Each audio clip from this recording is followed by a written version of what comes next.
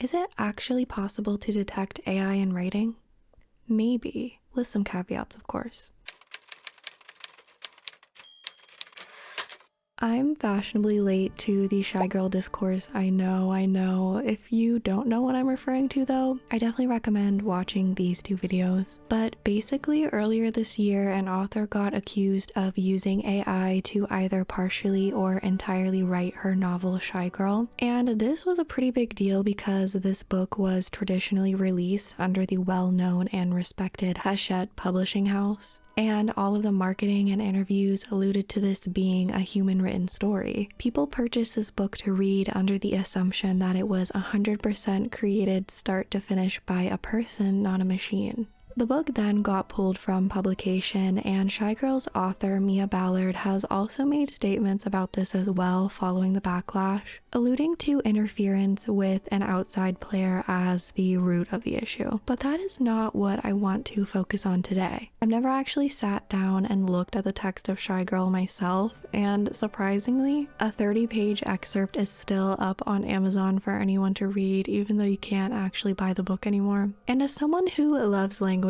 and is a big proponent of writing as a craft that you need to develop, not pass off to a bunch of nuts and bolts, I needed to see for myself just how ChatGPT-ified the prose was, and I'm not gonna lie, it's pretty bad, worse than I thought it was going to be. Just to be clear, this is not going to be a book review like I said in my Colleen Hoover video. We're just going to be taking a look at the prose that's still available to the public after the book was pulled from the shelves. You might be wondering why I want to do this now, given that the controversy happened a little while back and that at the very least, the author has come out publicly and stated that AI-generated elements were included in some aspect by an editor. Whether you and I actually believe that to be the truth or just a quick excuse to shift the blame is besides the point. Either way, the book contains AI text, which is not good. Like I just mentioned, I'm a curious cat and I wanted to see for myself just how questionable that prose was. But I also think Shy Girl can be used as a tool for educational purposes. You know, at the very least, one good thing can come out of this book's existence, and maybe that one good thing is a slew of examples that myself or others can walk you through and rewrite a little bit of to hopefully help you craft better prose in the future or just to become a more thoughtful, aware reader. Welcome to Salted Latte, a place where I like to dissect and explore popular language and prose. If you're interested in that sort of thing, I'd love it if you'd liked and subscribed, and if you have any recommendations for me to look into next, please do leave a comment telling me all about them.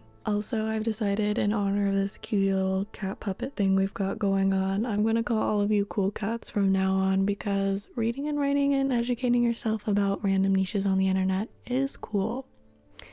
And that's what we're all doing by being here, so.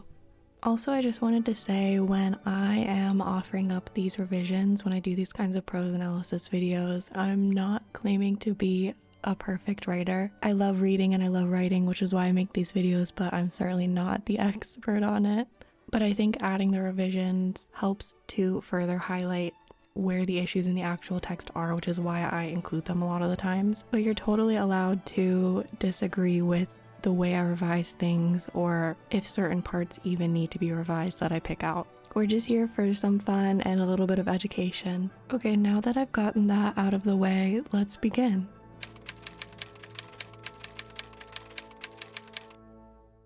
AI writing was built off of human writing, so of course there are similarities between the two. And entry-level or quote-unquote poor human writing is also usually not super pleasant to read. But what makes AI writing particularly egregious is that across the board it utilizes the same exact style of bad writing, which we can identify via a series of qualities. Those qualities being the excessive use of adjectives and figures of speech, otherwise known as purple prose, which is just description that's so flowery that it becomes a distraction. There's also constant high emotion, just no ebbs and flows of emotions, and the text can come across as really over dramatic even in moments that don't necessarily need that. There's also a lot of repetitive words and repetitive uses of sentence structures. I'm sure you've heard of it's not X, it's Y. There's also 2X, 2Y, something X, something Y, something Z, and along those lines, just using the rule of threes a lot. And probably one of the hallmarks you could say of AI writing is the excessive use of em dashes, which does personally break my heart because I love em dashes so much, and maybe we will get to reclaim them in the future.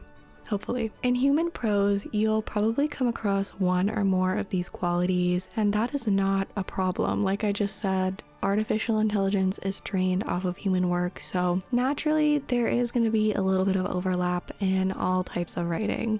From that fan fiction that you secretly wrote at 15 to the likes of Shakespeare and Toni Morrison, everybody has used the sentence "it's not X, it's Y" before.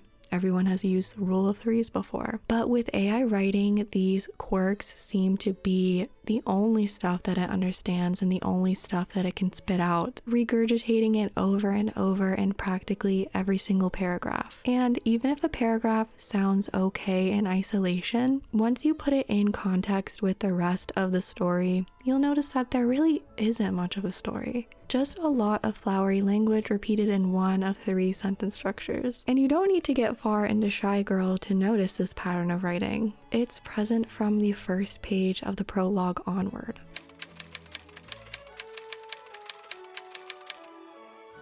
Let me read you a little excerpt of the prologue. It starts with, "I wear a pink dress, the kind that promises softness and delivers none. Its tool is brittle and sharp, brushing against my fur like 1,000 tiny teeth. A cruel lever that bites with every move. Every scratch keeps me in place, a reminder of what I am, a pet. A thing shaped for looking, for praise, for command. The bows on my pigtails pull too tight, yanking the skin and stretching my head into something neat, into something pleasing, a quiet violence made beautiful. White socks climb my legs, their frills delicate, a whisper of innocence over the bruises underneath. The ones he says shouldn't happen if the socks are there. But they always do. The ache is low and rhythmic, a second heartbeat in my ribs, steady and insistent, the kind of pain you get used to until it becomes part of you. Then the door bursts open and he enters like a storm, dragging the sour stink of liquor behind him, his presence filling the room and turning the pastel air brittle. In his hands is a cake, gleaming, its pink frosting too smooth, like plastic dipped in sugar, like something that belongs on a screen.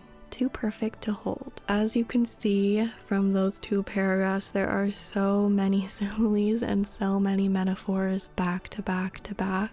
Brushing against my fur like 1,000 tiny teeth, a cruel lever that bites with every move, a quiet violence made beautiful, a whisper of innocence over the bruises beneath, the ache is low and rhythmic, a second heartbeat in my ribs, the kind of pain you get used to until it becomes part of you. He enters like a storm, pastel air turns brittle, like plastic dipped in sugar, like something that belongs on a screen, like something too perfect to hold. All of these happening like back to back to back, instead of just choosing one simile or one metaphor and building off of that, or just using that. You're like listing all of the metaphors and all of the similes that you could possibly think of for this moment and just inserting them all into the text instead of picking one and moving on. There's also just a lot of repetitive sentence structure too. A lot of sort of list-like sentences, you know, its tool is brittle and sharp, comma, brushing against my fur, comma, a cruel lever. Then we have a reminder of what I am, colon, a pet, comma, a thing shaped for looking, comma, a praise, comma, command, comma. The bows on my pigtails are too tight, comma, yanking, comma, into something pleasing, comma, a quiet violence. In his hands, there's a cake, its pink frosting too smooth, comma, like plastic dipped in sugar, comma, like something that belongs on a screen, comma, too perfect to hold.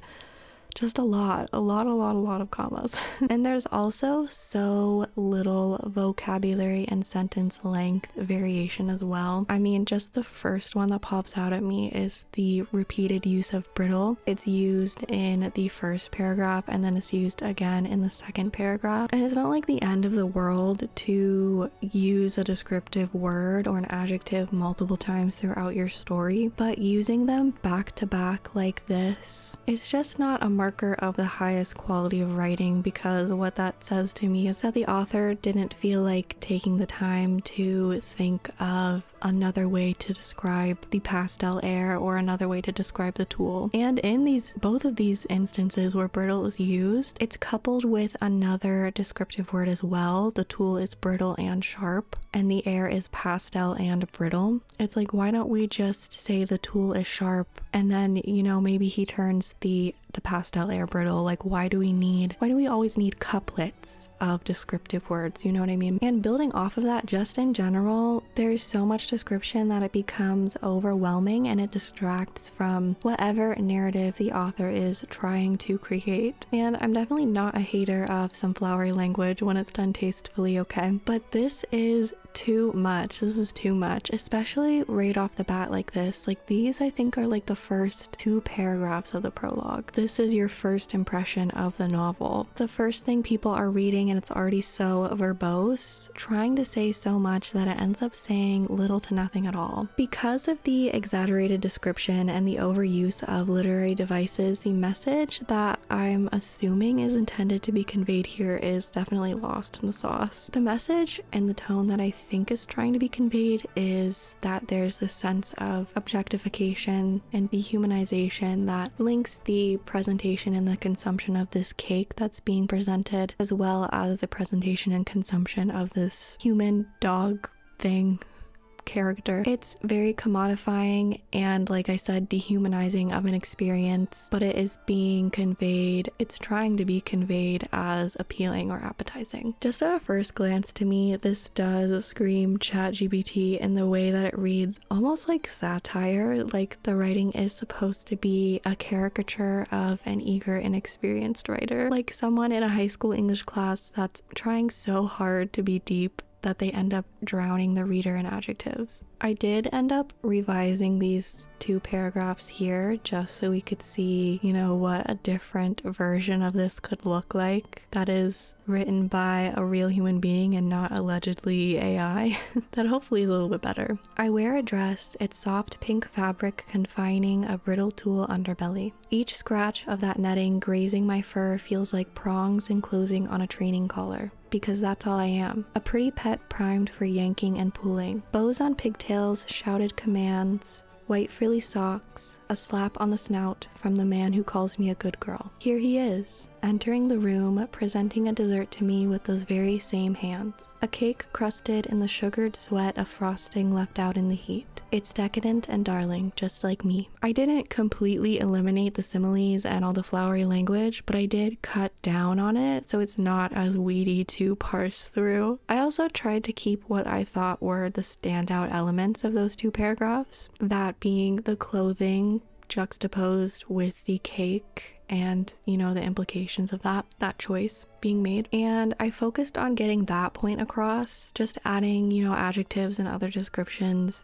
as needed to help elevate that. It's definitely a balancing act, and I'm sure, you know, I didn't get it perfect, but I do think it's a lot better than what we began with. It actually came from my brain, so not a machine's. As I got into the first chapter of Shy Girl, I noticed that there's not really a distinct narrative. It's all pretty vague despite the excessive descriptive language. One parent left young, the other parent drinks and works at some indiscriminate factory. Who knows where they live? We don't as the readers. Who knows what their names are? All we know is that the main character loves numbers because numbers are a thing that you can control. It just reads like a template that's been filled in with all the wrong details. It's very unoriginal. For example, we know nothing about this character's job other than it's in accounting. Even though that's the main reason she finds herself in this vulnerable predicament, that is the catalyst for the story. The vulnerable predicament being that she ended up losing her job and she needs money to pay rent. So she ends up like signing up for this sugar baby site, and then other things happen. I don't know.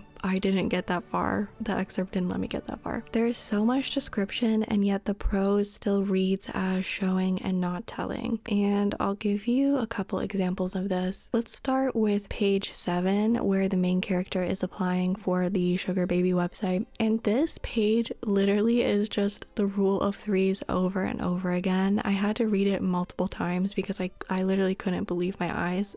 Let me read it to you. It says, signing up felt like undressing for an audience, each question pulling at my seams. Describe yourself. I stared at the empty box, the truth hovering like a weight. Broke, anxious, spiraling. Instead, I typed ambitious, curious, open to new experiences. A lie, but a convincing one. Next came the stats: height, weight, ethnicity.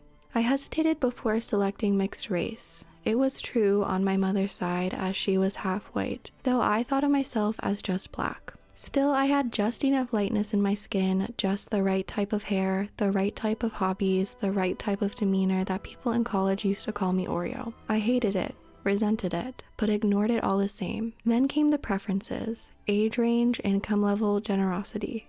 I adjusted the sliders like I was turning a machine, trying to manufacture the perfect equation, one that balanced survival with dignity. Finally, the photos. My awkward selfies glared back at me like evidence of failure. I analyzed them until I hated every angle, shadow, until even the ones I could tolerate felt like betrayals. My brain, relentless, looped through its litany of questions. What if no one responds?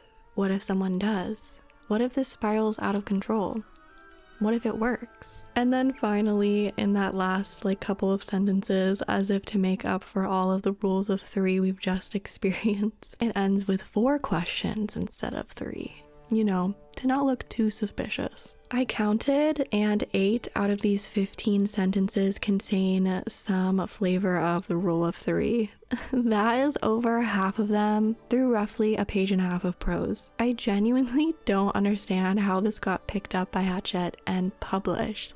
Did nobody read this beforehand? At least Colleen Hoover wasn't pulling these kinds of stunts when I read for her prose analysis video. A lot of these quote-unquote rule of threes are pretty easy to catch. Some of them might go unnoticed though if you aren't looking for them like I am. But I still think the average reader would pick up that something is off here even if they couldn't necessarily name it. Like the use of the phrase "the right type of" 3 times in a row, or the sentence talking about adjusting the sliders being broken up into 3 parts by commas. It's not 3 adjectives in a row, but there's still 3 clauses in succession. And this wouldn't be strange on its own. However, in the context of the rest of the page, it's definitely questionable. Let's just take the last couple of paragraphs in this section and rework them to lessen a bit of that redundancy and create a stronger flow from one sentence to the next. We could say something like, then came the preferences, age range, income level, and the likes. As I adjusted the sliders, I tried my best to teeter the line between survival and my dignity. Finally, the dreaded selfie.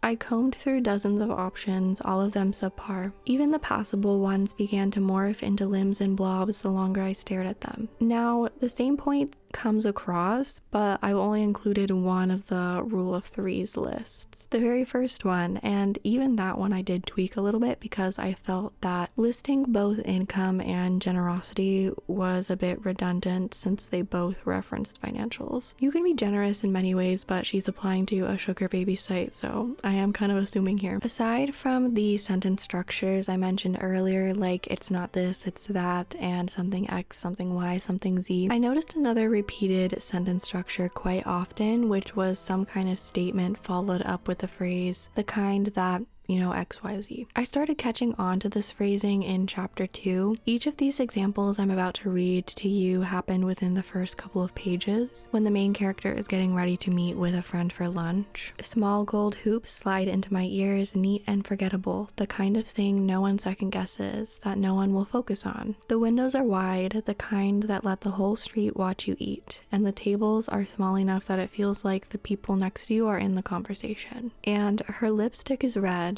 not just red but vivid. the kind of color that demands attention and gets it. I feel like this could be another variant of the it's not X, it's Y trope thing that we see in a lot of AI writing, but instead of comparing through contrasting, it's comparing by offering up multiple other points of comparison. It's X, the kind of X that Y and Z and etc, etc. I also just wanted to quickly add on to this point because it's not just that we are offering up multiple other points of comparison, it's that those other points of comparison are all basically saying the same thing you originally said, just in different verbiage. So, you know, obviously this was actually like a real writer that was writing this, would have me as the reader questioning, why don't you trust me as the reader to be able to understand what you're saying with just, you know, vivid red lipstick or hoops that are neat and forgettable? Why do you have to add all of these other kind of caveats? It's like you don't trust your words enough to actually convey what you are trying to convey, which is concerning. There's just a lot of repetition in general. When we're looking at adjectives, I did notice the repeating of a handful of them quite often, and I did go through and count them all.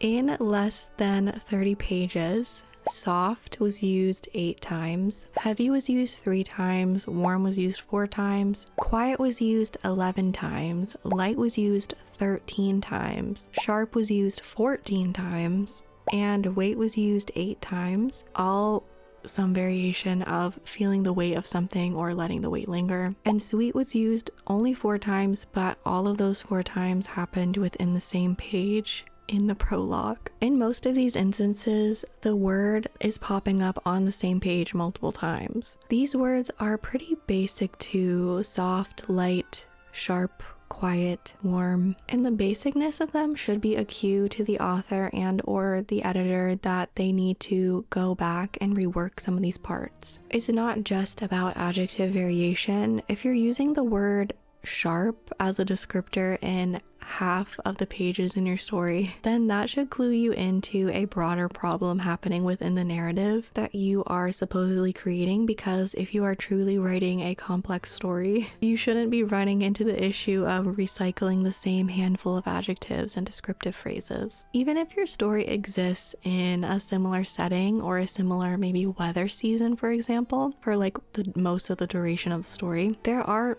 different aspects to focus on. There are so many ways to describe warmth and light without saying warmth and light over and over. One of the human jobs of being a human writer who writes human stories is paying close attention to details like this, because these word choices add so much depth to your novel. I Control F search for words I feel like I'm using too much and revise those spots in my own draft, just like I did here with Shy Girl. I'm not being picky for the sake of being picky. This is just something that you do. Then we get into a lot of repeating phrases, such as the moment folds into itself, settling between us, and then literally 2 sentences later, we have back home, my life folds itself neatly into the borders of my routine. So we're repeating that folding itself over again, so close in proximity. And to be honest, I don't even know what that first metaphor means. Like, the imagery of a moment folding into itself just kind of feels awkward to me. I don't know.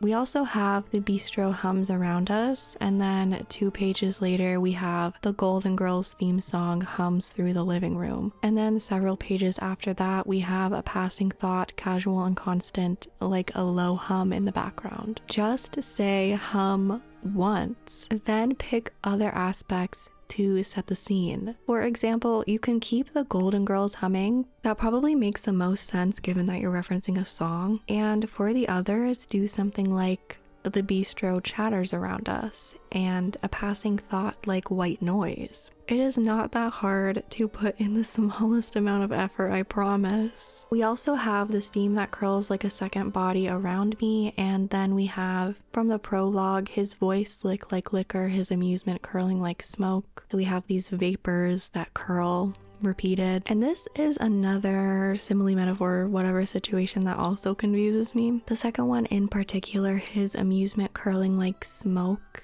it just doesn't make a ton of sense to me. How does amusement curl? Maybe if it was his amused smile curling like smoke, but even then, what is the smoke part adding to the sentence? We don't even know what kind of smoke it is. That could alter the meaning, you know? Is it fireplace smoke? Cigarette smoke? The smoke from when my sim burns grilled cheese on the stove? If you're gonna repeat a metaphor, at least make it one worth repeating. And then lastly, we have his voice slick like liquor, and then a page prior, we have he enters like a storm, dragging the sour stink of liquor behind him, which again, it's just redundant. You already established the relationship between this guy, whoever he is, and alcohol. You don't need to say it again like 2 paragraphs later.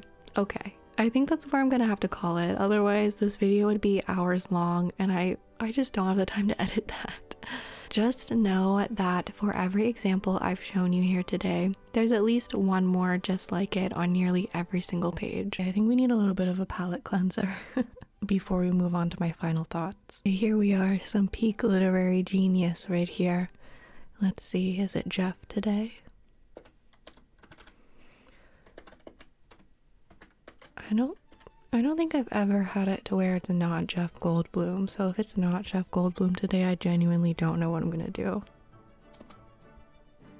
Okay, it's Jeff Goldblum. Yes.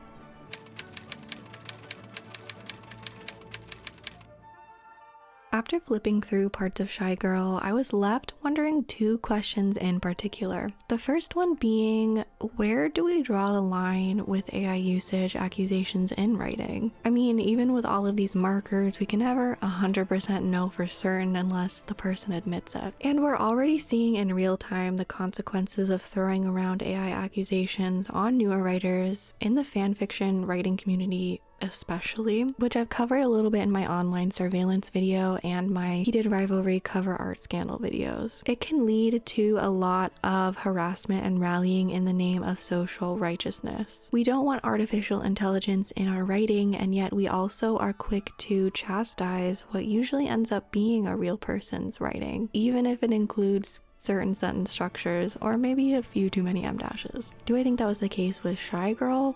Personally, after reading the author's responses to the accusations and combing through some of the prose myself, no, absolutely not. In my opinion, I do believe there is a very strong case to be made that AI was used at some point in the process, if not the entire thing. And that's not acceptable. And it's disappointing too, because the concept for the story sounded very interesting. Thankfully, at this point, it seems to be an anomaly in the traditional publishing space. Let's keep it that way, but in our efforts to do so, maybe we should also take a pause to think about how big of an impact this claim has. Look critically at the text. Are there issues sentence after sentence, or is it just sporadically? Does the author use the rule of 3s once or twice, or multiple times back to back to back? Does the description help move the story along for the most part? Is the work you're reading actually AI, or maybe just a novice human? This is when the skill of reading absorption and comprehension is vital. Being able to understand the story is one thing, but understanding when aspects of the narrative or prose are or aren't working and why that might be gives you the best shot at accurately detecting AI text. And even then, like I said, you can never know 100% for sure unless the person who wrote that or claims to have written that comes out and says that they used AI. It's more than checking off some qualities on a list, even though the list can be helpful sometimes. It's how often and how skillfully those qualities are integrated into the writing. The other question that popped into my brain during the making of this video is, will a rise in AI-derived texts alter the way that human authors write?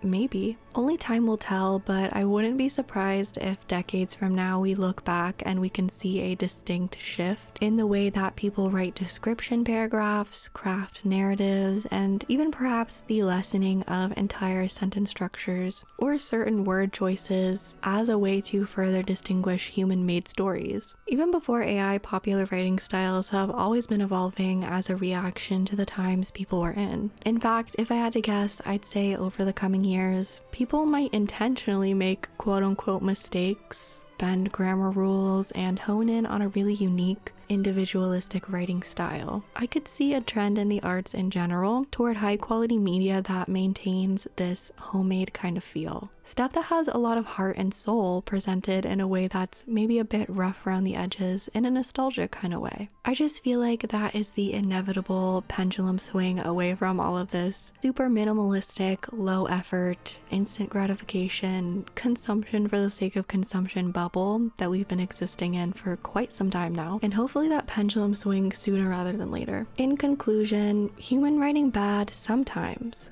AI writing bad all times. Human writing sound like AI? Maybe, but not always. Want AI in books? No. Think before speak? Yes. Use brain when read? Also yes. Use brain when write?